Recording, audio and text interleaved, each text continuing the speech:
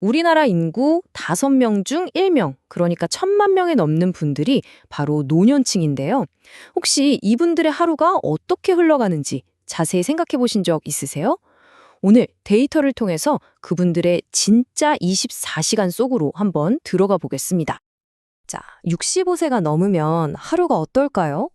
그냥 막연하게 상상하는 거 말고요. 진짜 데이터로 들여다보면 과연 우리가 생각했던 거랑 얼마나 비슷하고 또 얼마나 다를까요? 지금부터 그걸 한번 같이 보시죠. 노년층의 하루는요, 크게 보면 딱 세 덩어리로 나눌 수 있습니다. 최신 데이터를 보니까요, 잠자고 밥 먹는 것처럼 꼭 필요한 시간, 이걸 필수 시간이라고 하는데 이게 거의 12시간, 딱 절반이고요.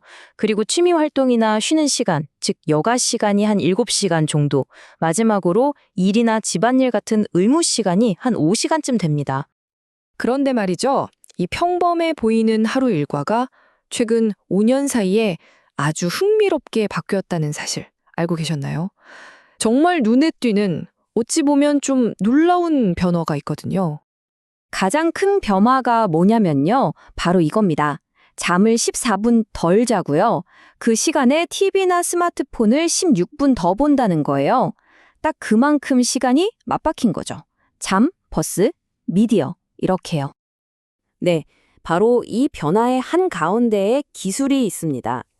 요즘 어르신들 세대에 일어난 가장 큰 변화를 딱 하나만 꼽으라면 단연코 이 디지털 세상과의 연결이라고 할 수 있을 거예요. 사람 만나는 방식도 확 달라졌어요. 얼굴 보고 직접 만나는 건 좀 줄어들고요.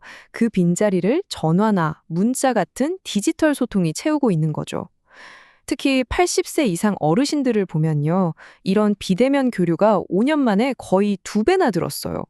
정말 큰 변화죠. 자, 이 숫자 한번 보세요. 3배. 이게 뭘 의미할까요? 정말 놀랍습니다.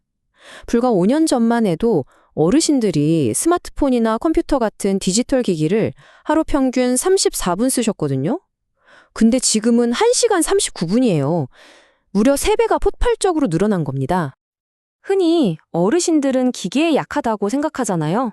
아, 이젠 정말 옛날 얘기가 됐습니다. 보세요. 무려 97.2%가 여가 시간에 미디어를 이용하고 있어요. 디지털이 그냥 신기한 세상이 아니라 이제는 그냥 일상이 된 거죠. 자, 지금까지는 한 사람 한 사람의 하루를 현미경으로 들여다봤다면 이제는 좀 렌즈를 바꿔서 망원경으로 더 큰 그림을 한번 보겠습니다. 이런 변화가 왜 일어나는지 그 배경에 있는 거대한 인구 구조 변화를 살펴볼게요. 20.3%. 바로 이게 2025년 대한민국의 현주소입니다.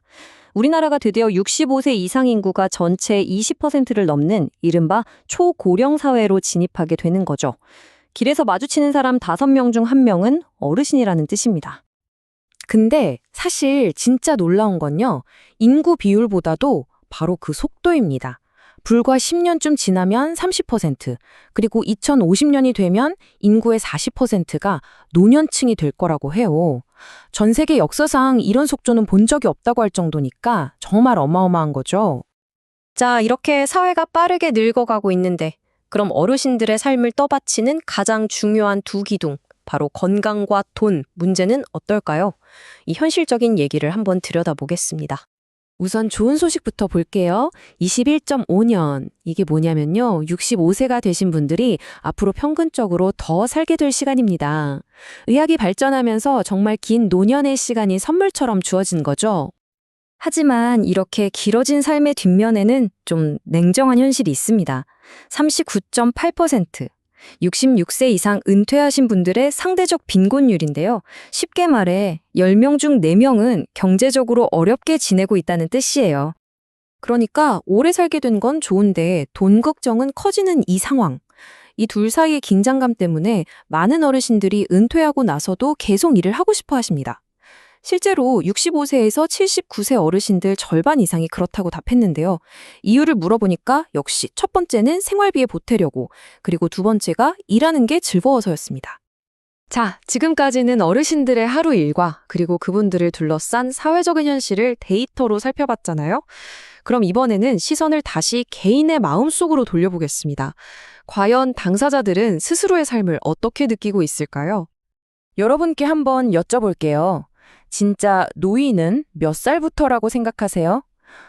법적으로는 65세인데 과연 어르신들 본인은 어떻게 생각하실까요? 한번 보시죠.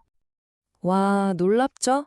어르신들께 직접 여쭤보니 평균 71.6세는 돼야 비로소 노년이 시작되는 것 같다고 하세요. 법적인 기준인 65세랑은 꽤 차이가 있죠? 마음은 아직 한창이라는 뜻 아닐까요? 그럼 삶에 대해서는 전반적으로 얼마나 만족하고 계실까요? 데이터를 보면 한 35.5% 정도가 만족한다고 답하셨어요.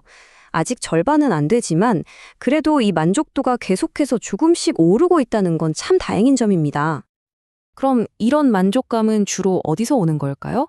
네, 역시 가족이었습니다. 배우자와의 관계에 만족한다는 분이 70%, 자녀와의 관계는 무려 72%가 넘었어요. 결국 우리를 행복하게 하는 가장 큰 힘은 바로 가장 가까운 사람들이라는 걸 다시 한번 생각하게 되네요. 우리의 수명은 정말 길어졌습니다. 이건 분명 축복이죠. 하지만 동시에 우리 모두에게 큰 질문을 던지고 있습니다.